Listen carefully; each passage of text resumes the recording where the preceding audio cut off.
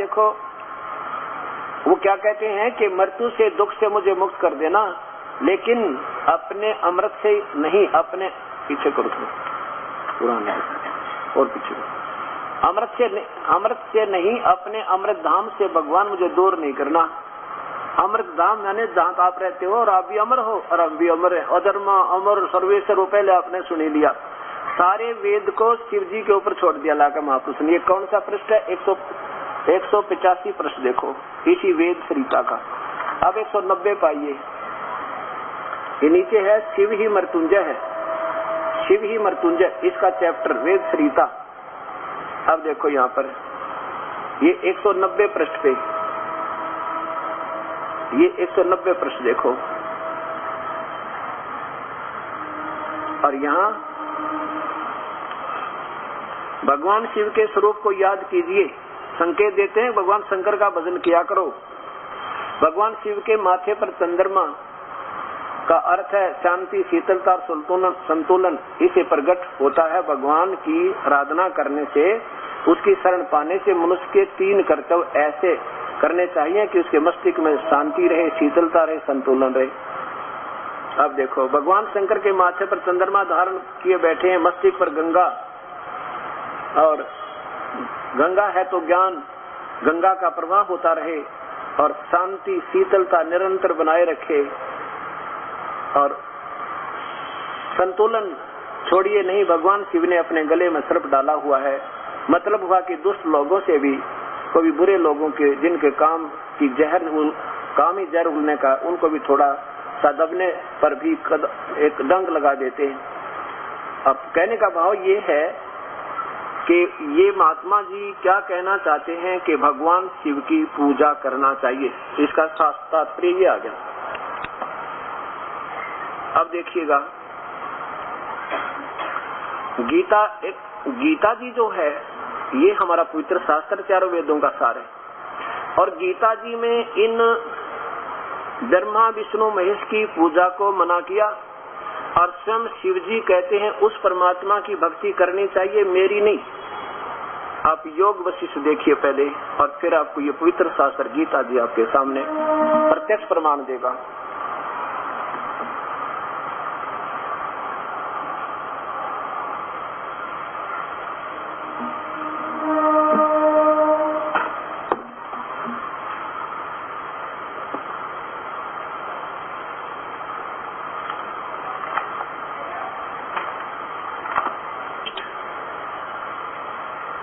सचित्र योग विशिष्ट महारामायण द्वितीय खंड, और ये कहां से प्रकाशित है ये भी देखिएगा।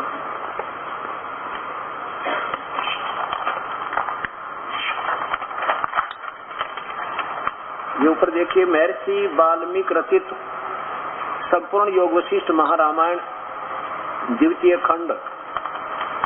संपादक हैं अनेक धार्मिक ग्रंथों के रचयिता श्री गिरधर जी। काशी प्रकाशक है काशी पुस्तकालय C14 इंडस्ट्रियल एरिया मथुरा, यहाँ से प्रकाशित है। अब देखो इसमें क्या कहा है।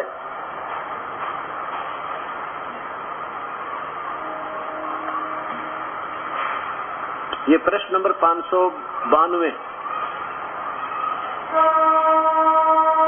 श्री महादेव जी ने कहा, मेरे से उस समस्त जगत स्वरूप मणि को पटरी में परम चेतन सर्वेश्वर परमात्मा में उनकी शक्तियां प्रत्यक्ष आविर्भूत होती है। अब यहाँ देखो महादेव जी कहते हैं, मेरे से उस परमात्म देव के पूजन के जितने भी कर्म हैं उन सब में पहले देह अभिमान और प्रयत्न छोड़ देना चाहिए। अपनी पूजा नहीं बताता उस परमात्मा के भक्तन का। शिव जी खुद किसी और परमात्मा की तरफ संकेत कर रहे हैं कि उस परमात्मा के पूजन के लिए वह चेतन परमात्मा ज्ञान स्वरूप आदि आदि इतना बड़ा स्वरूप है। ये इस प्रकार, तो ये कहने का भाव ये है कि ये महापुरुष, यहाँ देखो मैं वही कहते आ रहे हैं। प्रश्न नंबर ये 594 93 आपके ऊपर देखिए। उसके हृदय कोश माने एक उनके ब्रह्मांड समूह छिपे हुए हैं। वह प्रकाश रूप तमस से परे वह परमात्म देव परम देव है। यहाँ देखो नीचे, और क्या बताते हैं कि यही परमात्म शिव हर हरि ब्रह्मा इंद्र कुबेर और यम रूप स्वरूप है। वो पूर्ण परमात्मा कबीर साहब की तरफ संकेत है कि वो सब की शक्ति उसी में है। यहाँ देखो, उस सत्ता के होने वाली सत्ता रूप उस जग जाल का उत्पादक ये महाकाल इस परमात्म देव का द्वारपाल है। ये महाकाल कौन है? ये सदाशिव, ये काल भी कहते हैं उस परम पिता के सामने नौकर है उस परमेश्वर का, उसका द्वारपाल है। अब बताओ, अब ये क्या कहते हैं? उस परमात्म देव का, ये शिव जी कह रहे हैं उस परमात्म देव का चिंतन करना चाहिए, केवल उस परमेश्वर का, अपना नहीं बता रहे ये। अब यहाँ देखिएगा, अब 5वें अध्याय का 32वां श्लोक,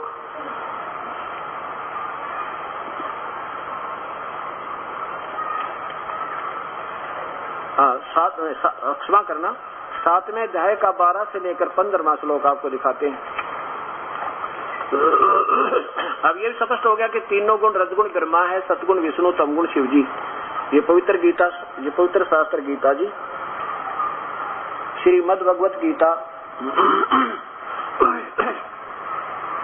गीता प्रेस गोरखपुर से प्रकाशित है, अध्याय नंबर 7 का और श्लोक नंबर 12। ये काल, ये सदाशिव ज्योत निरंजन कह रहा है ब्रह्म, और भी जो सतगुण से उत्पन्न होने वाले भाव और जो रजगुण से और तमगुण से, यानी सतगुण से रजगुण से, सतगुण से तो जीवों की सती थी, विष्णु का गुण है विष्णु जी के द्वारा, और रजगुण ये ब्रह्मा और तमगुण शिव जी। इन तीनों से जो भी होता है यानी जीवों की उत्पत्ति, सतीथि और संहार, उन सबको मुझसे ही होने वाला जान, क्योंकि इस ब्रह्म ज्योत निरंजन सदाशिव महाकाल को श्राप लगा हुआ है। ऐसा जानकर तो परंतु मैं उनमें नहीं और वे मुझ में नहीं, क्योंकि ये काल इनसे बाहर रहता है। ये ब्रह्मा विष्णु महेश तो गुण है, क्योंकि ये सांकेतिक शास्त्र है, चारों वेदों का एक सार समझो, तो इसमें सांकेतिक शब्द ज्यादा है। यहाँ देखिए 13 में, गुणों के कार्य रूप सात्विक, राजस और तामस, यानी ब्रह्मा विष्णु महेश की पूजा में इन तीनों प्रकार के भाव से सारा संसार प्राणी समुदाय मोहित हो रहा है। इन गुणों से, तीनों गुणों से परे मुझ अविनाशी को नहीं जानता।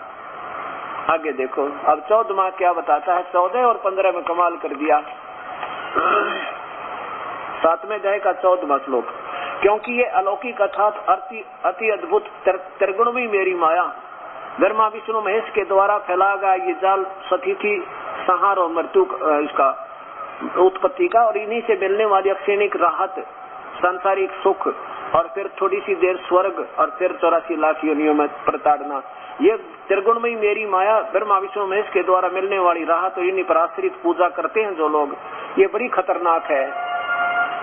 जो पुरुष, जो व्यक्ति मुझको निरंतर भजते हैं, वे इस माया का उल्लंघन कर जाते हैं, अर्थात जो मेरी पूजा करते हैं ब्रह्मा विष्णु महेश से ज्यादा राहत पाते हैं। आगे देखो 15वें में लिखा है कि माया के द्वारा जिनका ज्ञान हरा जा चुका है, ओए होए होए, वे राक्षस स्वभाव को धारण किए, यानी माया मानी तीनों गुण ब्रह्मा विष्णु महेश की पूजा में जो सीमित है, इन्हीं से मिलने वाली अक्षणिक राहत में जिनका ज्ञान हरा जा चुका, वो आसुर स्वभाव को धारण किए हुए मनुष्यों में नीचे, ओए होए, आसुर माने राक्षस स्वभाव को धारण किए हुए, और कति निकम्मी आत्मा, और बुरे कर्म भक्ति के दुष्कृत्य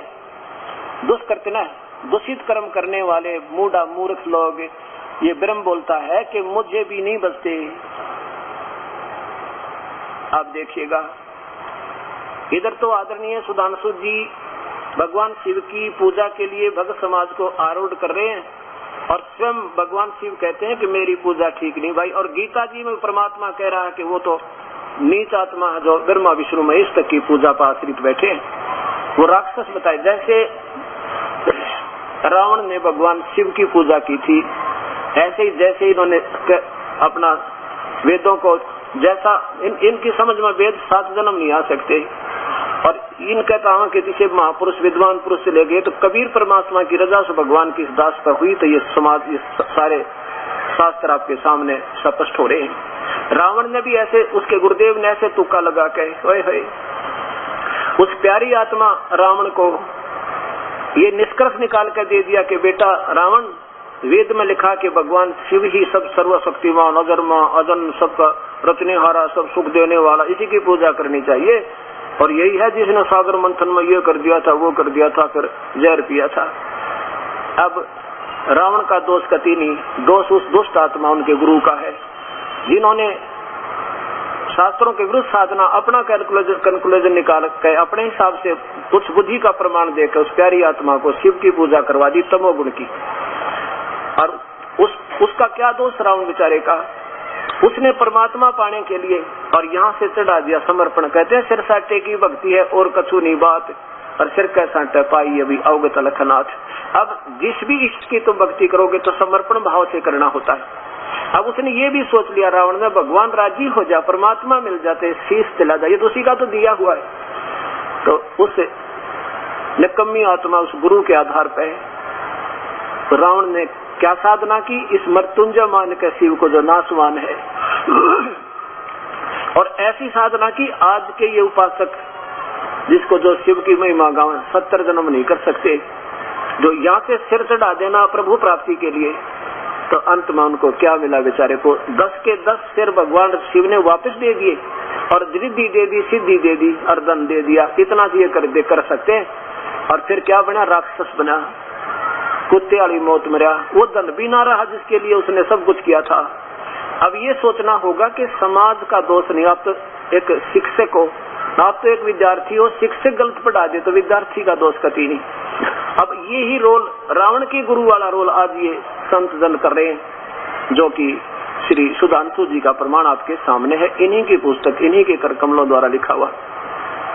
अब ये दास इसीलिए चिल्ला रहा बार बार, जैसे किसी का कोई बच्चे हैं और आगे जा रहे हैं अबोध, और आगे भयंकर दावा नल यानी सारे जंगल में आग लगी हुई है, और ये भागे जा रहे हैं अबोध उसी की तरफ। इनको ये गुरु लोग भी उधरी संकेत करें, जाओ जाओ बहुत अच्छा रास्ता है। तो इनसे निर्भाग मेरे ख्याल मत इस पृथ्वी पर कोई प्राणी नहीं होगा, जिनको आप नहीं पता वो कितना भयंकर, जिधर तुम इस सबको दिशा दे रहे हो, जाओ बहुत ही अच्छा है, बड़ा शीतल है, बड़ा ही आनंददायक है, और अग्नि लगी हुई, आग लग रही है वहां पे, और हमारे शास्त्र मना करते हैं। अब शिव की भक्ति करने से, शिव को मृत्युंजय मान के, सर्वेश्वर महेश्वर अजन्मा मान के, उस रावण ने अपने गुरुदेव पर विश्वास करके तन मन धन लगा दिया, आखिर में कुत्ते वाली मौत मेरा राक्षस कहलाया। ऐसे भस्मागिरी ने भगवान शिव के सामने कैलाश पर्वत पे सिरासन पर उल्टा सिर करके नीचे सिर ऊपर ने पैर सिरासन पर 12 वर्ष तक कठिन तप किया। तो भगवान शिव ने एक दिन कहा, मांग भी बच्चा, क्या मांगता है?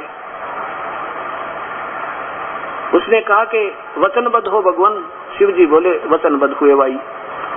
क्या मांगा कि आपका भस्म कड़ा दे दो। भगवान ने सोचा भी ठीक है, साधु लोग हैं कि अपने संरक्षण के लिए मांगता होगा, जंगल में रहता है, दयालु शिव ने वो कड़ा भी दे दिया। और जब कड़ा प्राप्त हो गया तो खड़ा हो गया, एकदम वचनबद्ध होते ही खड़ा हो गया।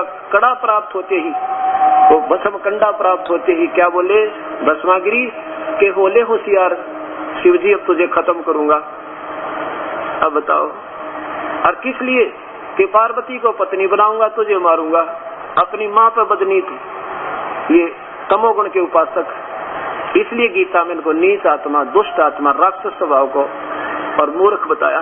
और ये संत जन उधर अग्रसर करें कि वो पूजा करो जो गीता मना करती है। और फिर भगवान शिव विष्णु ने उसको गंधकनाथ नचा कर मारा, पार्वती रूप बना के। बताओ, और फिर भस्मा असुर कहलाया। ऐसे ही ब्रह्मा की साधना रजोगुण की थी, किसने? हिरण्यकशिपु ने। आपके सामने वो राक्षस कहलाया, कुत्ते वाली मौत मरा। विश्वामित्र ने विष्णु की उपासना, विश्वामित्र को बहुत अच्छा साधक माना जाता है, और उन्होंने विष्णु जी को अपना इष्ट मान कर पूजा की थी। और आखिर में क्या हुआ? अपने ही साथी वशिष्ठ मुनि के 100 बालकों की पुत्रों की हत्या कर दी, कसाई की तरह। रैम भी नहीं आया। अब तीनों गुणों की पूजा यानी अन्य देवता, तीनों गुण अन्य देवता माते हैं। अब देखिएगा इसी से संबंधित है 7वें अध्याय का 20, 21, 22 और 23 3 श्लोकों में फिर आगे स्पष्ट कर दिया। बीच में तो काल ने अपनी बताई है कि मेरी पूजा भी व्यर्थ है। ब्रह्म तक की साधना 4 प्रकार के करते हैं। कौन कौन? जिज्ञासु जैसे अर्थार्थी, अर्थ, जिज्ञासु और ज्ञानी। और ज्ञानी वो है जिन्हें पता लग गया और भक्ति नहीं करे, भगवान की भक्ति करनी चाहिए। तो उन्होंने, और ये भी ज्ञान हो गया कि परमात्मा की भक्ति के बिना जीवन व्यर्थ है मनुष्य का।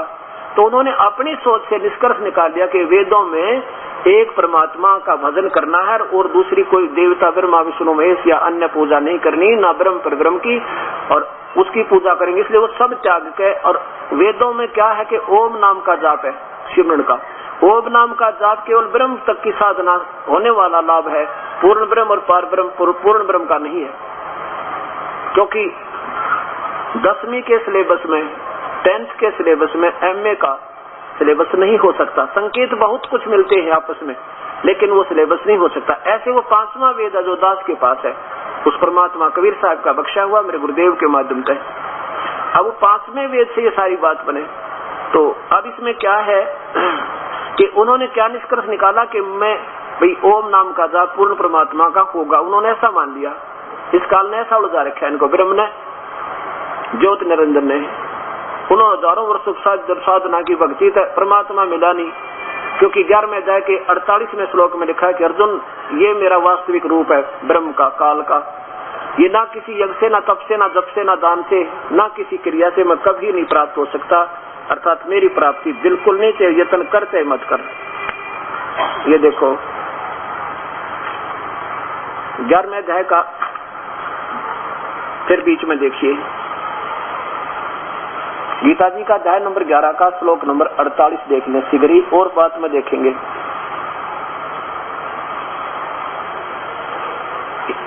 हे अर्जुन, क्योंकि जब इन्होंने विराट रूप दिखाया उसमें कहते हैं ये है मेरा वास्तविक काल रूप, मैं काल हूँ, और इस मनुष्य लोक में इस प्रकार विश्व रूप वाला, यानी वास्तविक मेरा ऐसा रूप है। एवं रूप माने जो कहते हो मेरा स्वरूप है यू एवं रूप। ये संस्कृत जानने वाले बच्चे खूब समझ सकते हैं। एवं माने जो कहते हो, ये है मेरा वो रूप। ये तो इस प्रकार विश्व रूपी ने बता दिया, मैं यूं ऐसा हूँ, काल हूँ। और ये न तो मैं वेद और यज्ञों के अध्ययन से, अर्थात ये वेदों में जो वर्णित विधि है उसमें यज्ञ आदि करने का जो निर्देश है, तप जप जाप करने का ओम नाम का, कहते इनसे मैं ना वेदों में वर्णित विधि से, ना दान से, ना यज्ञ से, ना क्रिया से, ना उग्र तपों से, और तेरे अतिरिक्त दूसरे के द्वारा नहीं देखा जा सकता हूँ। कभी भी नहीं देखा जा सकता, पहले भी नहीं और आगे भी नहीं। इति सिद्धम कि वेदों में वर्णित विधि से प्रभु प्राप्ति नहीं, क्योंकि ब्रह्म तक का सिलेबस है इसमें। और ये कहते हैं मुझे पा ही नहीं सकता कोई। तो अब क्या बताया है 20वें श्लोक में, 7वें अध्याय का यही 20वां श्लोक। फिर आइए जहाँ पर स्पष्ट किया कि अन्य देवताओं के, अन्य देवता में ये ब्रह्मा विष्णु महेश तो काल कहता अन्य देवता, और पूर्ण ब्रह्म की सतिथि में आएंगे तो फिर ये ब्रह्म और पर ब्रह्म और तीनों गुण ब्रह्मा विष्णु महेश भी आन देवता। ये देखिएगा अध्याय नंबर 7 का और श्लोक नंबर 20 देखो, ये 18 ये 20 देखो। अब 15वें श्लोक से आगे चलते हैं कि तीनों गुणों के द्वारा जिनका ज्ञान हरा जा चुका मूर्ख लोग, तीनों गुण अन्य देवता ब्रह्मा विष्णु महेश तक की पूजा करते हैं, वो मूर्ख राक्षस लोग स्वभाव को धारण किए हुए, और मुझे नहीं बचते। और जो उनको बचते हैं उन लोगों की कामना द्वारा जिनका ज्ञान हरा जा चुका है, वे लोग अपने स्वभाव से प्रेरित होकर उस नियम को धारण करके अन्य देवता यानी ब्रह्मा विष्णु महेश अन्य देवता में आते हैं, उनको पूजते हैं। आगे देखो 21 में लिखा है कि जो सकाम भक्त जिस देवता के स्वरूप को श्रद्धा से पूजना चाहता है, उस भगत की श्रद्धा में उसी देवता के प्रति स्थिर करता हूँ। जैसे मुख्यमंत्री कहे कि ये नादान मेरी पूजा ना करके और नीचे के अधिकारियों की पूजा करते हैं, ना मानते तो कुआं में पड़ो, मैं भी कहूँ भाई करे जाओ उनकी पूजा, लेकिन वो पूर्ण लाभ नहीं दे सकते, ऐसा समझो। 22 में देखो वह व्यक्ति, वह साधक उस श्रद्धा से युक्त होकर उस देवता का पूजन करता है और उस देवता से मेरे द्वारा ही विधान किए गए हुए उन इच्छित भोगों को निसंदेह प्राप्त करता है। प्रधानमंत्री मुख्यमंत्री कहता है कि मैंने नीचे के कर्मचारियों को, अधिकारियों को कुछ अपने पावर दे रखी है और वो तुम्हें आंशिक लाभ देते हैं, अगर मेरे से मिल जाओ तो तुमने उनसे ज्यादा लाभ दूं। और फिर कहता मेरी पूजा भी अच्छी नहीं है, वो तो प्रधानमंत्री ही पूर्ण लाभ दे। ऐसा समझो इस पूरी गीता को। अब यहाँ देखो, फिर 23 में मैं कमाल कर दिया, इन्होंने सारी स्पष्ट कर दिया कि वो मूर्ख, वो किसी देवता की पूजा करते हैं, मैं उनकी बुद्धि वही रखता हूँ, ना मानते तो कुआं में पड़ो। तो परंतु उन अल्प बुद्धि वालों का, मूर्खों का वह फल नाशवान है ब्रह्मा विष्णु महेश की पूजा करने वालों का। और जो अन्य देवताओं को पूजते हैं वो देवताओं को प्राप्त होते हैं, उन्हीं तक के जाते हैं और वहां क्षणिक सुख पाकर फिर 84 में आते हैं। और मेरे भक्त मुझको ही प्राप्त होते हैं, मेरा भक्त मुझको चाहे जैसे बजे, ये इनकी अपनी सोच है, ये गलत। चाहे जैसे भरे बजे ऐसा नहीं, जो मेरी भक्ति करता बस, और वो भी शास्त्र अनुकूल, अलग तो करनी नहीं चाहिए, नहीं करनी होती, मुझे ही प्राप्त होती। अब देखो, अब हम चलते हैं 17वें अध्याय के पहले 17वें अध्याय के 1 से लेकर 7 श्लोक आपके सामने स्पष्ट करते हैं। अच्छा, ये क्या हुआ? ये जो संत जन बता रहे हैं, जो अपनी के ब्रह्मा विष्णु महेश की पूजा, ये क्या हुई? शास्त्र विरुद्ध हुई। और शास्त्र विरुद्ध होने से इससे क्या लाभ होगा? ये देखिए पवित्र गीता जी, पहले 16वें अध्याय के 23-24 श्लोक देखो। ये देखो 7वें अध्याय का, 16वें अध्याय का, क्षमा करना, 16वें अध्याय का और 23 और 24। जो व्यक्ति, जो साधक शास्त्र विधि को त्याग कर, जो गीता में लिखा, ये शास्त्र है हमारा, चारों वेदों का सार है, जो गीता में आदेश है वो फाइनल है और किसी का आदेश हमने नहीं मानना। जो पुरुष शास्त्र विधि को त्याग कर अपनी इच्छा से मनमाना आचरण करता है, वह न तो सिद्धि को प्राप्त होता है, न परम गति को, और न सुख को ही।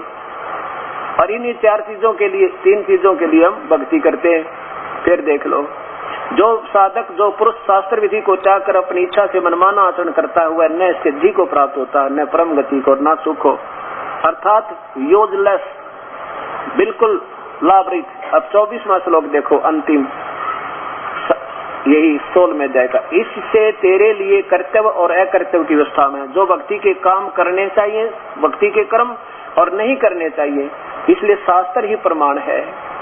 ऐसा जानकर तो शास्त्र विधि से नियत कर्म ही करने योग्य है। अब 17वें का देखो, 1 से लेकर और 6 श्लोक आपके सामने, अध्याय नंबर 17, अथ सप्तदशो अध्याय।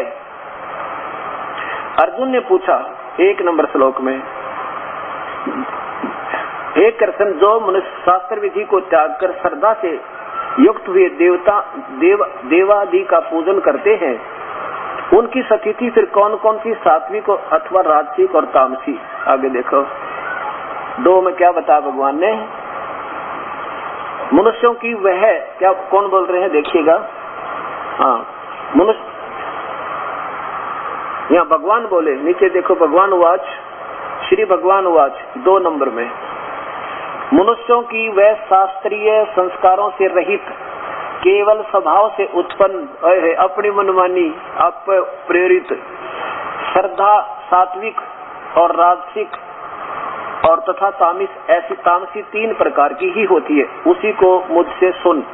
अब देखो क्या बताते हैं, पीछे भी जो इन देवताओं के पूजा किसी जन्म में कर रहे थे, आज भी उन्हीं में रंगे हुए हैं, ये उनका स्वभाव ज्यों का त्यों बना हुआ है। देखो अब 3 नंबर में क्या लिखा, 3 श्लोक, हे भारत, सभी मनुष्यों की श्रद्धा उनके अंतःकरण के अनुरूप होती है, जन्म जन्म का संस्कार उनमें पहले जमा होती है। वह पुरुष, यह व्यक्ति श्रद्धा में है, इसलिए जो पुरुष जैसी श्रद्धा वाला स्वयं है, वह भी स्वयं भी वैसा ही है। यानी पहले जो कोई साधना करता था किसी देवता की, तो अब भी वो ज्यों की तो उसमें आस्था है, वो आगे बुद्धि उसकी चले नहीं जब तक कोई परम संत ना मिले। अब क्या बताते हैं कि सात्विक, सात्विक माने जो सतो अच्छी आत्मा है। सात्विक पुरुष देवों को पूजते हैं, यानी ब्रह्मा विष्णु महेश और नीचे की यहाँ तक की और अन्य देवताओं की पूजा करते हैं। सात्विक, ये जितने भी आज ये संत हैं, ये है तो अच्छी आत्मा, क्योंकि अच्छे स्वभाव है इनका उद्देश्य भी ये सोचते हैं हम उद्धार करें, लेकिन ये स्वयं ही शास्त्र विरुद्ध साधना करके पाप के भागी हो रहे। इनका स्वभाव है तो ये देवताओं की पूजा करेंगे, आज्ञा बुद्धि इनकी चले नहीं।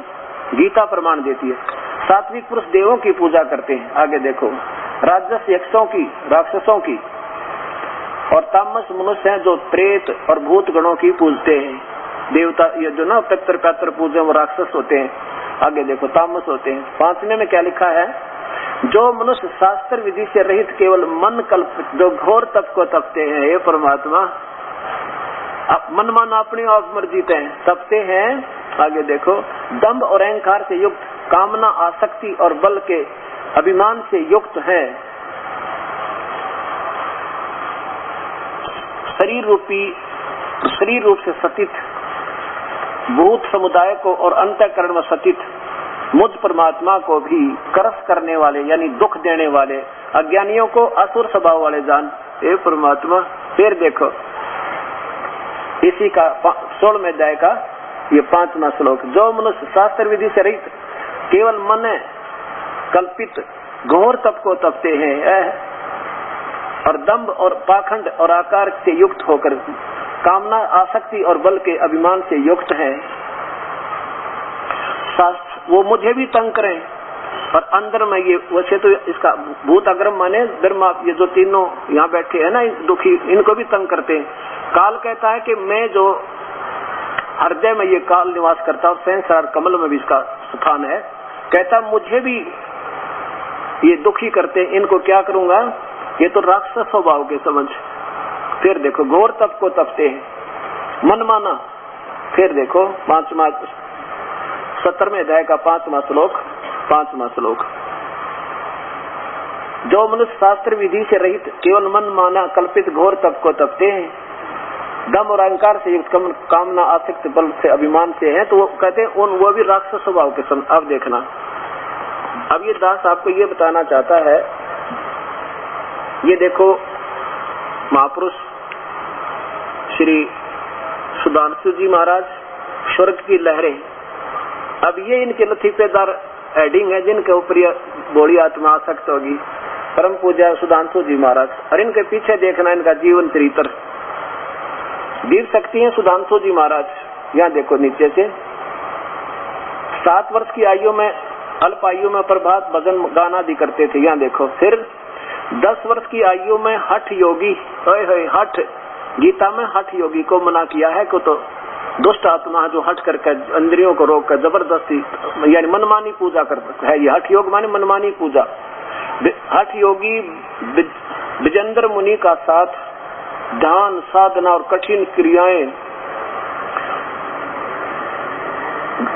घबराए नहीं, बाल यशपाल साधना पथ के अडिग पथिक बनकर अंतर शक्तियों को जागृत करने के क्या गुरुकुल पद्धति से शिक्षा प्राप्त की और फिर महाविद्यालय से 2 विषयों पर MA किया। फिर 20-21 वर्ष की मैं हरिद्वार में एक दर्शनार्थ नंद किशोर जी का साथ और वनखंडी साधु प्रकाशानंद का ज्ञान ध्यान सीखने का सुअवसर मिला। 22 वर्ष में विश्वविद्यालय की शिक्षा संपन्न करके भारत का भ्रमण मुनि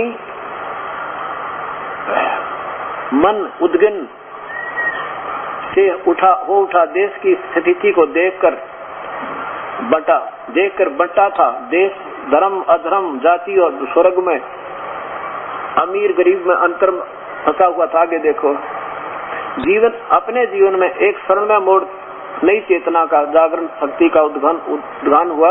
आपको उत्तर काशी में हिमालय में साधना में योगी सदानंद जी का सानिध्य प्राप्त हुआ। अब देखो, कहते इनके गुरु हो गए ये 5 थे तो इनके गुरु। फिर देखो, स्वामी मुक्तानंद जी के सानिध्य में 25 मई 1991 में रामनवमी के पावन दिन पर विश्व जागृति मिशन की स्थापना की। अब 20 महापुरुषों की देखो। अब हठ योग फिर देख लो। सबसे पहले इनको 10 वर्ष की आयु में हठ योगी विजेंद्र मुनि का साथ घोर तप किया। देखो, ध्यान और कठिन प्रक्रिया, घबराए नहीं, बाल पथ के साधन के पथिक अडिग पथिक बनकर अंतर शक्तियों को जगाते रहे, जागृत करते रहे। हठ और अपनी कर कमलों से देखना ये क्या लिखते हैं।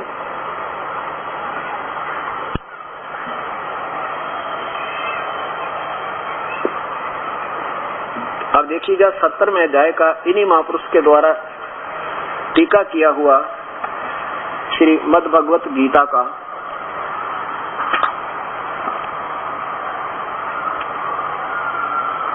और इन्हीं के कर कमलों से आपको दिखाता हूं।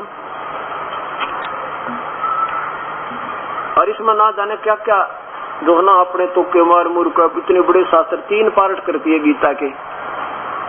अब देखो आचार्य श्री सुधांशु जी और ये 70वां सप्तदशो अध्याय ये अपने कर कमलों से लिख भी रहे हैं और कर इसके विपरीत रहे हैं।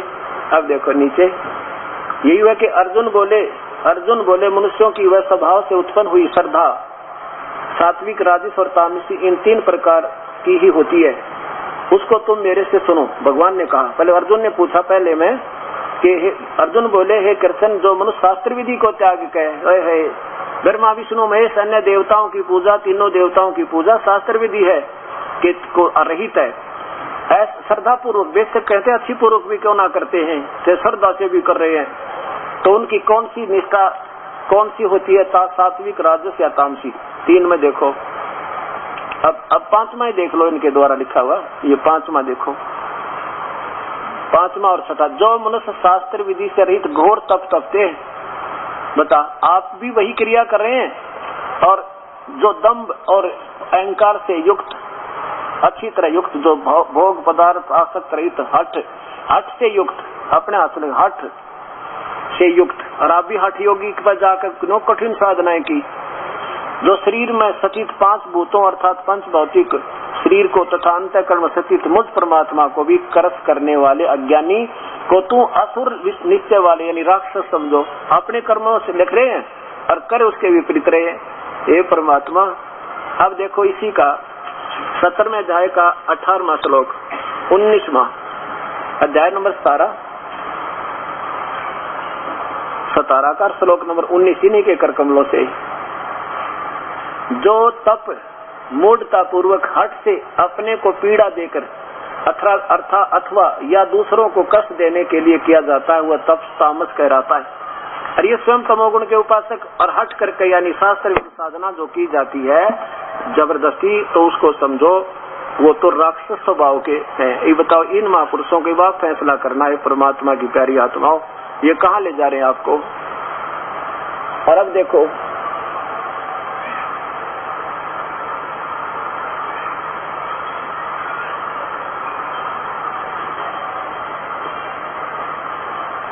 अब आदरणीय श्री आसाराम जी के बारे में भी 2 विचार सुनो। चंद वचन इस दास के शास्त्र अनुकूल साधना क्या होती है। ऋषि प्रसाद अंक है ये मई 2002। यहाँ देखो साधना करते हुए महापुरुष के बारे में नीचे देखना देखो ये हठ योग है और ये हठ योग कर रहे हैं लोग दिखावा दंभ दुनिया को आकर्षित करने के लिए और गीता में मना सारे इसके विरुद्ध। और ये संतजन ऐसे ही सब आप अपनी कथाएं बनाकर और ये जीवों को उलझाते हैं। अब देखना और इधर देखो हनुमान जी की पूजा या कसर और रह रही थी ये और बता दी। अब और दिखाता हूं आपको एक गीता जी के 7वें अध्याय का क्षमा करना गीता जी के 9वें अध्याय का 25वें श्लोक में लिखा है जो गीता में मना किया है वो शास्त्र उसको करता है कोई तो शास्त्र विरुद्ध है। और गीता जी में 9वें अध्याय के 25वें श्लोक में लिखा है कि जो भूतों को पूजते हैं जो देवताओं के पूजते हैं ब्रह्मा विष्णु और ये खुद कृष्ण के पुजारी भगवान श्री नाम देते हैं वो एक कम से कम हजारों की संख्या में इन महापुरुषों के वापस आए संत भगतजन जो पुण्यात्मा जिनकी थोड़ी बुद्धि काम करने लगी। अब उन्होंने क्या बताया ये महाराज जी क्या बताते हैं आसाराम जी के 5-6 मंत्र बोल देते हैं। कौन से जैसे हरि ओम या ओम नमः शिवाय ओम भगवते वासुदेव नमः और ऐसे 4-5 बोल के और फिर कहते हैं या ओम भूर्भुवः स्वः ये मंत्र कर लो। और फिर कहते हैं जो जिसको पसंद है ना वो ले लो। एक बात बताओ, हम तो रोगी हैं, बीमार, और वैद्य के पास जाते हैं और वहां वैद्य कहे के ले ये गोली, उसने यूं भी ना पता तेरा पेट में दर्द है, वो आप पर सिलेक्ट करें के लिए 10 गोली घेर दी, उठा के खा ले, जिनसे न अच्छी लगा वो खा लो, तो वो वैद्य हो सकता है? मेरे ख्याल में तो वैद्य नहीं, वो तो नीम हकीम है। और उसने ये पता ये कुछ नहीं, ये फरीकी है, मुफ्त का चूर्ण, वैसे ही बेमतलब का, ना इन लाभ हो ना हानि, कोई से न खाओ। और जब गोलियां सही होंगी और ऐसे वैद दे देगा तो उल्टी जैसे हो किसी का पेट में लाग रहे हो 10 खा ले अजमोला दूना मरे। बताओ, ये काम इन महापुरुषों के, इनको संत और महर्षि की पदवी है। परमात्मा, अब परमात्मा से प्रार्थना करता हूँ, परमेश्वर इन महापुरुषों को भी सद्बुद्धि दो और अपनी प्यारी आत्माओं को भी सद्बुद्धि दो ताकि वो पहचान सके आपको।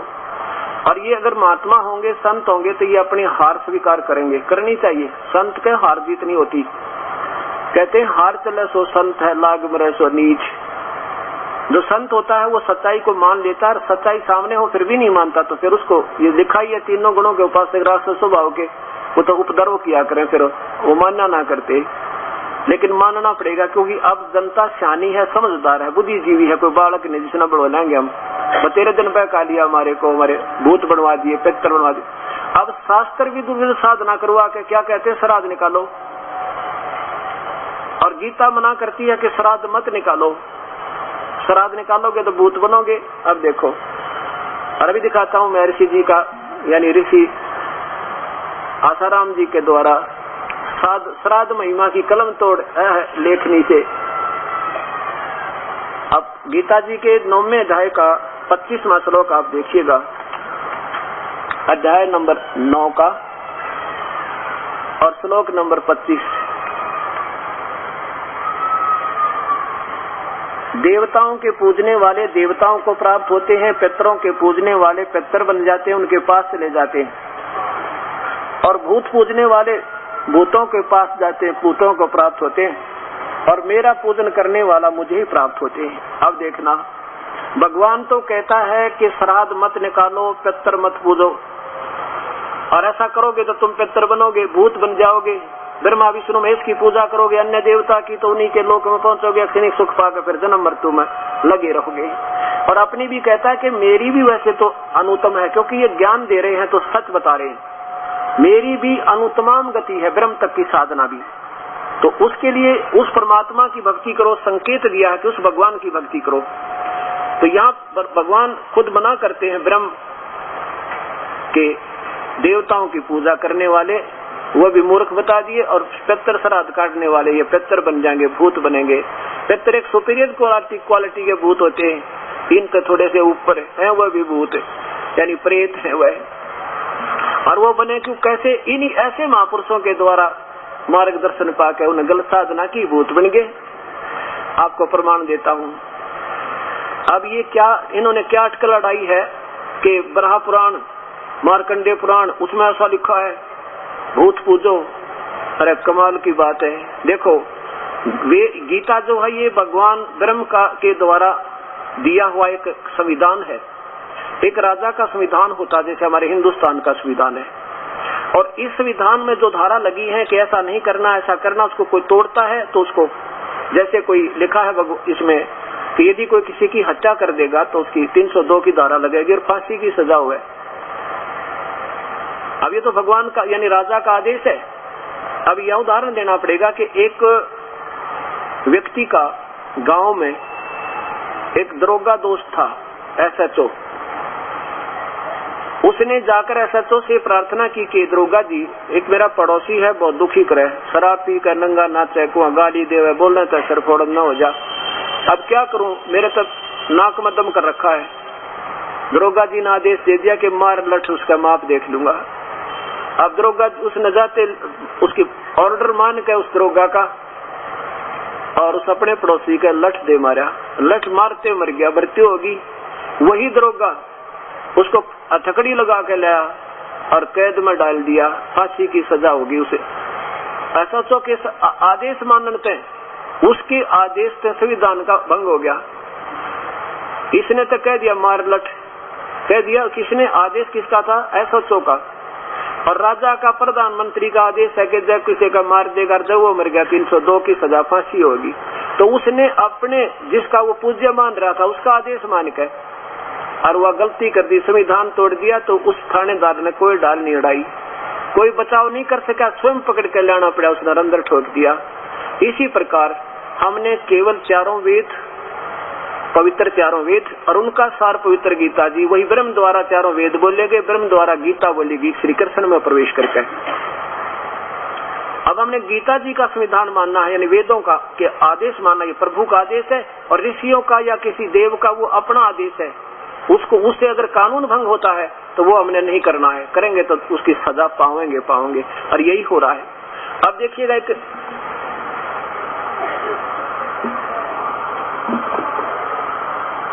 थे, मार्कंडेय पुराण में आपको दिखाता हूँ। एक रुचि नाम के ऋषि थे, रुचि नाम के, और उन्होंने वेदों को पढ़ा। वेदों में लिखा कि ब्रह्मा विष्णु महेश तीनों गुणों की पूजा मूर्ख और राक्षस लोग करें, राक्षस बन जाना उनका, और श्राद्ध स्वरूप नहीं निकालने चाहिए, वेद मना करें। उन्होंने चलो जितना सोचा था एक ब्रह्म साधना पर लग गए, अपनी सोच से शास्त्रों वेदों को समझ गए। तो जब हो गया 40 वर्ष की उम्र का रुचि ऋषि, उसके पिछले 4 जो है ना पितर दिखाई दिए, 4 पितर। वो कहने लगे बेटा रुचि तूने विवाह क्यों नहीं किया? उसने शादी भी नहीं करवाई, और विवाह तो भाई करना चाहिए था तुझे बेटा। विवाह करके ना क्या करे कि देखो देवताओं की पूजा करे, श्राद्ध निकाले, पितरों की पूजा करने से, भूतों की पूजा करने से वो बड़े अच्छे पुण्य में लोगों में चला जाता है। और भगवान कहे तो मूर्ख ऐसा करना नहीं चाहिए। और वो अपने वंशज को उस गलत साधना के लिए फोर्स कर रहे हैं, दबाव दे रहे हैं, क्योंकि पहले वो गलत साधना करके आप भूत बन गए, और अब अपने पुत्र को प्रेरणावश कर रहे हैं कि तो भी ब्याह करुआ, हमारे श्राद्ध निकाल। अब रुचि कहने लगा है पितर महो, वेद में तो इन श्राद्ध निकालने को मूर्खों की पूजा लिखा है, कर्मकांड को अविद्या कहा है, मूर्खता कहा है, फिर आप मुझे क्यों लगा रहे हो इसे कर्म में? और पितर भी हाँ भरते हैं, हाँ बेटा ये तो बिल्कुल सही है कि वेद में कर्म को, इस कर्म कांड को, इस कर्म को, श्राद्ध स्वरूप को यानी बिल्कुल अविद्या कहा है, इसमें तनिक भी मिथ्या नहीं है। फिर क्या कहते हैं, फिर भी पितर यूं कर देते हैं, पितर पुत्र दे देते हैं, पितर फलाना कर देते हैं। आप भूखे बड़े बता क्या कर देते हैं ये? और क्या अब देखो वो स्वयं तो भूत बन गए। अब आज आपने कोई आपके पिछले 4 दिख जा दादा परदादा पिताजी आपका कर्जा पाट जा और सब संविधान तोड़ कर उनकी भर लोगे, अच्छा जी आपको कैसे कर लेंगे?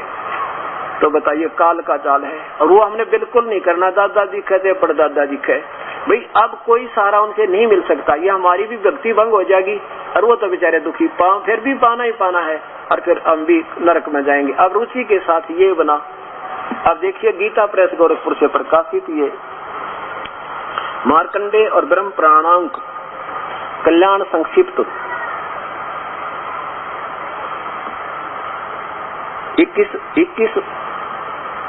21वें वर्ष का विशेषांक कल्याण कार्यालय गीता प्रेस गोरखपुर से प्रकाशित है। इसमें 237 पृष्ठ पे क्या लिखा है कि एक रुचि नाम का ऋषि, अब हिंट दिखाऊंगा बाद में पढ़ सकते हो, इसको मद्देनजर रखिए, फिर आपको 1 मिनट में समझ जब आ जाएगी। अगर आप इसको सारा पढ़ोगे तो पिछला पढ़ते हो तो अगला भूल लेते हो। अब संत ही इसका निष्कर्ष निकाल कर दिया करते हैं। अब ये क्या लिखा है यहाँ देखो, इधर रुच्य मुनि की उत्पत्ति कथा, यहाँ देखना मार्कंडेय जी कह रहे हैं। फिर के पितर क्या बोले, यहाँ देखो पितर बोले विवाह स्वर्ग और अपवर्ग का रुचि से कहा, हेतु होने के कारण एक पुण्यमय कार्य है, उसे तूने क्यों नहीं किया? अपने पुत्र से कह रहे रुचि से। ग्रस्त पुरुष समस्त देवताओं पितरों ऋषियों और अतिथियों की पूजा करके पुण्यमय लोकों को प्राप्त होते हैं, और वह स्वहा के उच्चारण से देवताओं को, शब्दा उच्चारण शब्द से पितरों को तथा अन्न दान बलि देवादि भूत आदि से भूत आदि प्राणियों एवं अतिथियों को उनका भाग समर्पित करता है। बेटा हम ऐसा मानते हैं। यहाँ देखो, अब यहाँ ज्यादा ना लेकर ये देखिएगा, बस ये देखो, ये रुचि ऋषि है और इसको ये 4 पिछले भूत दिखाई देंगे, अपने पिताजी, दादाजी, परदादाजी, तीसरा दादाजी। अब इनसे डरता है, कह तो रहा सच्चाई क्योंकि इसने वेद पढ़ रखे। अब ये क्या कहते, नीचे देखो, रुचि बोला, रुचि ने पूछा, पितरमहो वेद में कर्म मार्ग को अविद्या कहा गया है, ये तो मूर्खों के काम बताया, अन्य देवता और ईश्वर स्रोत निकालना, भूत पूजना, फिर क्यों आप लोग मुझे उस मार्ग में लगाते हैं। पितर बोले, यह सत्य है कि कर्म को अविद्या ही कहा गया है, इसमें तनिक भी मिथ्या नहीं है, और फिर भी इतना तो निश्चित है कि उस विद्या की प्राप्ति में कर्म ही कारण है। विहित कर्म का पालन न करने से अधम मनुष्य संयम करते हैं, फलाना करते हैं। बताओ, वो थानेदार वाला आदेश दे रहे हैं अब इसको।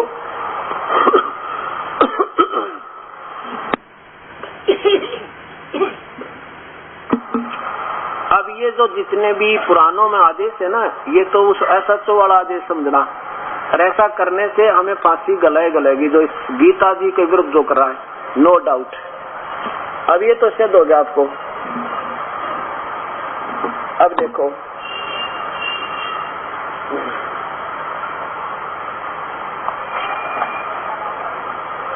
ये श्राद्ध महिमा श्री आसाराम जी द्वारा विशेष बड़ी ठोक के लिखी है। इन महापुरुषों ने तो ऐसा जाना है कि दुनिया राज्य होनी चाहिए, तुम्हारी जनसंख्या सामने ज्यादा हो, तुम्हारी प्रभुता बनी रहे। तो बोले आदमियों, आप भी 2 दिन के मेहमान, फिर मरोगे किधर नरक में पड़ गए। बरहा वायु प्राण मनुस्मृति महाभारत पर आधारित एवं कुछ पूज्यपात संत श्री आसाराम जी बापू के सत्संग वचन से। अब इन केवल इन पुराणों का आश्रय लिया मनुस्मृति, और ये गीता के विरुद्ध है, क्योंकि ऐसा सच वाला आदेश है, तो ये इनको डबो का मानेगा। अब यहाँ देखो, कल्याणकारक श्राद्ध, हे परमात्मा, लेकिन महापुरुषों की सोच कितनी। परम पूज्यपाद संत श्री आसाराम जी बापू इसी पुस्तक से बीच से आ रहे हैं, ये समझो। अब देखो, इसमें 4 नंबर प्रश्न पर देखना,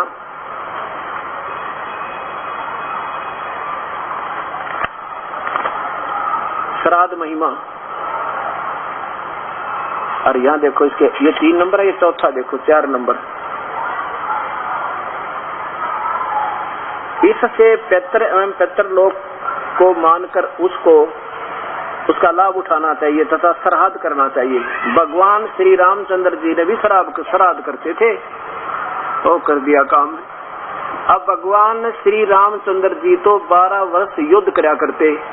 अब जैसे पितर कह रहे थे मार्कंडेय पुराण में कि तू ब्याह करवा ले, और ब्याह कराए बिना उस स्त्री करेगी, जो है ना स्त्री तेरे पास नहीं होगी तो तू हमारे कुछ नहीं कर सकता। और भगवान श्री राम की पत्नी या माता सीता जी का अपहरण 2 वर्ष के बाद वनवास से हो गया था, और 12 वर्ष तक तो युद्ध किया था। उसने किस टाइम श्राद्ध निकाला है, मरने यानी पुरुषत्व श्वास लेने की भी नहीं रही भगवान ने, किस टाइम श्राद्ध निकाले उन्होंने, इन्होंने ये अटकलदा रखी।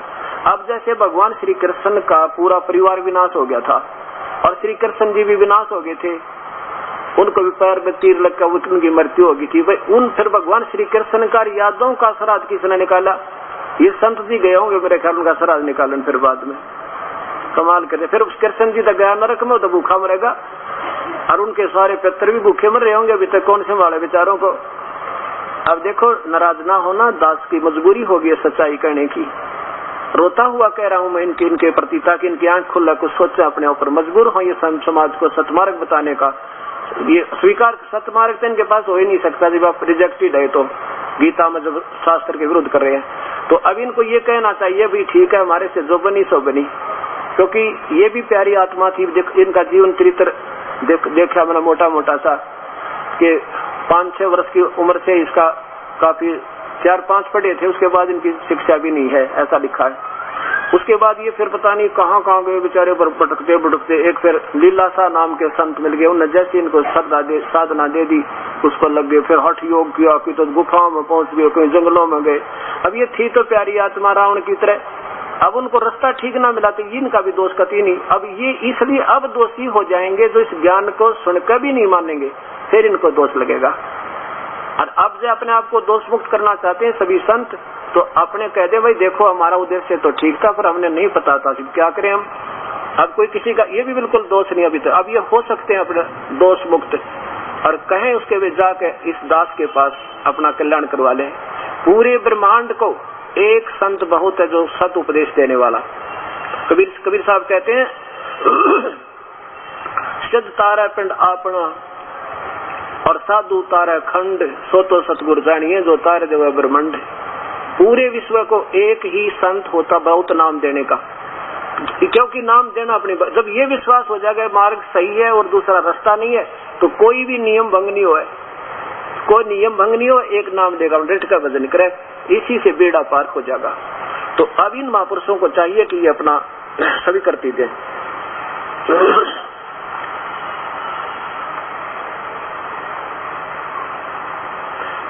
अब ये आगे क्या बताते हैं इसी के 5 नंबर श्लोक में, 5 नंबर में यही वो ऋषि प्रसाद, ये वो ऋषि प्रसाद, इसके 5 नंबर पृष्ठ पे थोड़ा थोड़ा पढ़ाऊंगा, बाकी आप पढ़ सकते हैं, ये 20 पृष्ठ की सारी है। पुराण में आता है कि अश्वनी में कृष्ण पक्ष की अमावस के दिन सूर्य और चंद्रमा युक्ति होती है, सूर्य कन्या राशि में प्रवेश होता है। इस दिन हमारे पितर यमलोक से आए हैं, देखियो यमलोक से अपना निवास छोड़कर सूक्ष्म रूप से मृत्यु लोक में अपने वंशजों के निवास स्थानों पर रहते हैं। अतः उस दिन उनके लिए विभिन्न श्राद्ध करने से वे तृप्त होते हैं। यमलोक, ये देखो यमलोक, यमलोक कौन सा? नरक।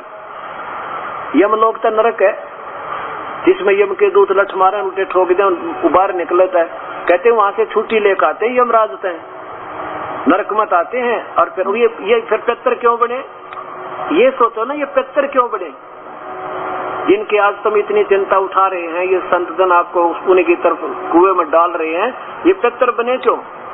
ये पितर न्यों बने इस पवित्र शास्त्र का, ये भगवान के संविधान का अवहेलना करके उस SHO वाली बात मान ली। अब ये संत हो गए उस SHO के स्थान पे, इनको फांसी तो गलवाएंगे और इनको नरक भेज रहे हैं। अब इस पवित्र गीता के 9वें अध्याय का 25वें श्लोक का संविधान तोड़ दिया परमेश्वर का, जिसके कारण ये हमारे पूर्वज भूत बनाए और बने कुकर इन महापुरुषों ने बनवा दिए। इन्होंने बनवाए गलत मार्गदर्शन करके, और फिर उनके श्राद्ध खाए हैं, अपना पेट भरने। पहले तो भूत बनवाए शास्त्र विरुद्ध साधना करवा के, और फिर इनके श्राद्ध खाए हैं और अपना पेट भरने 21 वर्ष तक। 25वां, देवताओं को पूजने वाले देवताओं को प्राप्त होते हैं, पितर पूजने वाले पितरों के पास जाते हैं, पितर बन जाएंगे, और भूत पूजने वाले भूत बनेंगे, और मेरा पूजन करने वाला मुझे ही प्राप्त होगा। अब ये संविधान तोड़वा दिया इन महापुरुषों ने। अब क्या बताते हैं,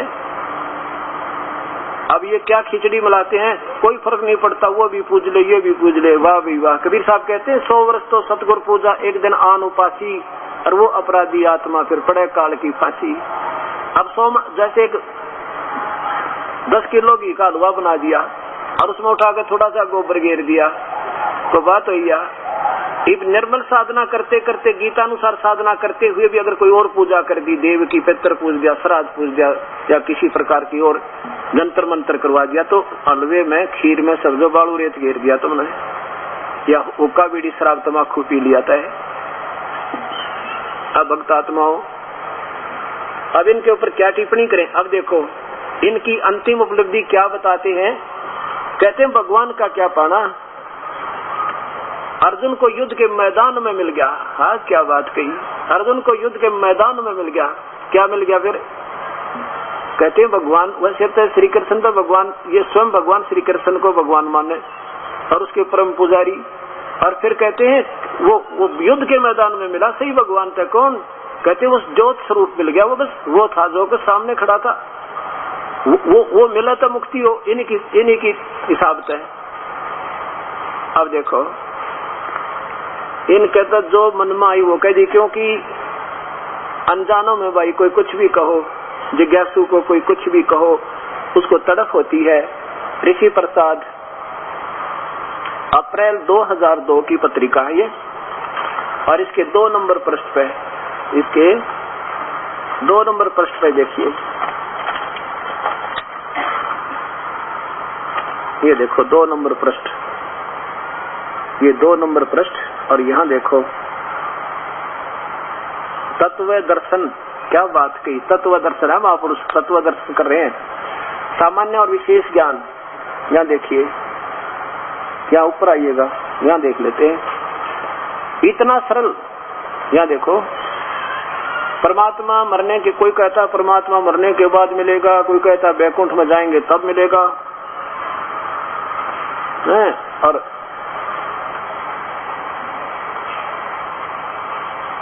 लगता है कोई परमात्मा मरने के बाद मिलेगा, या नीचे से देखिए, यहाँ से आइए,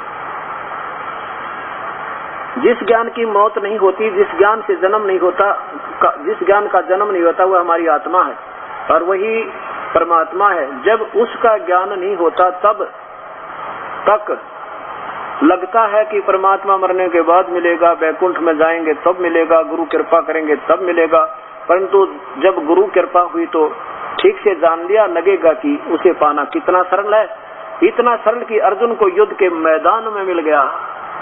अब दिखाता हूँ आपको युद्ध के मैदान में क्या मिला। अब यहाँ भगवान ने शिव का रूप धारण कर रखा है महाराज जी ने, ये देखो शिवलिंग रखा है और शिव जी बन गए अपना, क्या बात कही। और ये देखो कितनी प्यारी आत्मा है परमात्मा, ये बोली आत्मा आशा लगाए बैठे हैं इन महापुरुषों से हमें भगवान मिलेगा। अब देखिएगा, अब पवित्र गीता जी फिर उठाइए, 11वें अध्याय को फिर लीजिए, पवित्र गीता जी के 11वें अध्याय के 40वें श्लोक से हम चलेंगे और 32वें श्लोक से चलेंगे और आपको 48वें और पर समाप्त करेंगे। 40 देखिएगा। अब यहाँ देखो 11वें अध्याय में ये काल जो है ज्योत निरंजन, ये अपना वास्तविक स्वरूप दिखाता है और अर्जुन जब नहीं मानता दिखता, इसको डरा डरू के और युद्ध के लिए तैयार करना चाहता है। इसका उद्देश्य यही था काल का। तब अर्जुन तो बिल्कुल नहीं चाहता था युद्ध करना और श्री कृष्ण भी नहीं चाहते थे युद्ध कराना, उन्होंने कसम खा ली थी कि मैं हथियार नहीं उठाऊंगा। तो काल बीच में खूंटा ठोक गया। अब ये देखो, अब यहाँ से अध्याय नंबर 11 और श्लोक नंबर 32 देखो नीचे, ये काल कहता है लोगों का नाश करने वाला बड़ा हुआ महाकाल हूँ। ये काल है, काल है माने काल हूँ, काल संस्कृत साफ दिखाई दे, काल है, काल हूँ। इस समय इन लोगों का नष्ट करने के लिए परिवर्त हुआ हूँ। इसलिए जो प्रतिपक्ष की सेना में सतीश योद्धा लोग हैं वो तेरे बिना, अर्थात तो युद्ध ना करेगा ना तो भी नहीं रहेंगे, उन्हें मार दूंगा मैं, वो तेरे बिना भी नहीं रहेंगे, अर्थात तेरे युद्ध ना करने से भी उन सब का विनाश हो जाएगा। अब श्री कृष्ण काल नहीं थे, ये तो काल ज्योत निरंजन 21 ब्रह्मांड का स्वामी ये काल है। आगे देखो, अब 40वें श्लोक में आओ। अब यहाँ भी अर्जुन आंखों देखा बता रहा है कि हे भगवान, क्योंकि ब्रह्मा विष्णु महेश केवल 4 भुजा के हैं और ज्योत निरंजन 1000 भुजा का है। मैं वैसे ही, ये वही 11वां अध्याय है, 11वां अध्याय, ये 11वां अध्याय है, श्लोक नंबर 40 देखिएगा। अर्जुन कहता मैं वैसे ही आपको मुकुट धारण किए हुए, क्योंकि ये श्री कृष्ण मान रहा है और ये बोल रहा काल, श्री कृष्ण विष्णु के अवतार थे, मैं सक गदा चक्कर हाथ में लिए हुए देखना चाहता हूँ, इसलिए हे विश्वरूप, हे सहस्राबाहु, आप उसी चतुर्भुज रूप से प्रकट होइए। आगे देखो 48 47 में सहस्राबाहु दिखाना चाहता था मैं, सहस्राबाहु। सहस्र बाहु माने 1000 भुजा के भगवान, 1000 भुजा वाले भगवान। सहस्रा शीर्ष, 1000 सहस्रा पाद, सहस्राक्ष, सहस्रास्थ। तो ये काल है 1000 भुजा वाला। 1000 भुजा वाले भगवान अपने उसी चतुर्भुज रूप में आ जाइए, क्योंकि वो इस विष्णु अवतार मान रहे थे। श्री कृष्ण बोल रहा है, नहीं वो तो काल कला कर रहा था। आगे देखो 47वें में क्या कहता है ये काल है अर्जुन, अनुग्रह पूर्वक मैंने अपनी योग शक्ति के प्रभाव से यह मेरा परम तेजो में सबका आदि सीमा रहित विराट रूप तुझको दिखला दिया है, जिसे तेरे अतिरिक्त दूसरे किसी ने पहले नहीं देखा था। अब देख लीजिए, ये मैंने तो ना अपनी कृपा से दिखाया है, पहले किसी ने नहीं देखा आज तक।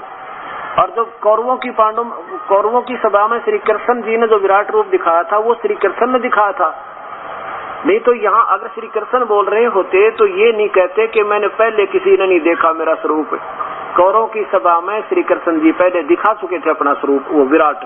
क्योंकि इन सब भगवानों का अंदर लिंग शरीर, एक तेजो में शरीर, सूक्ष्म शरीर है।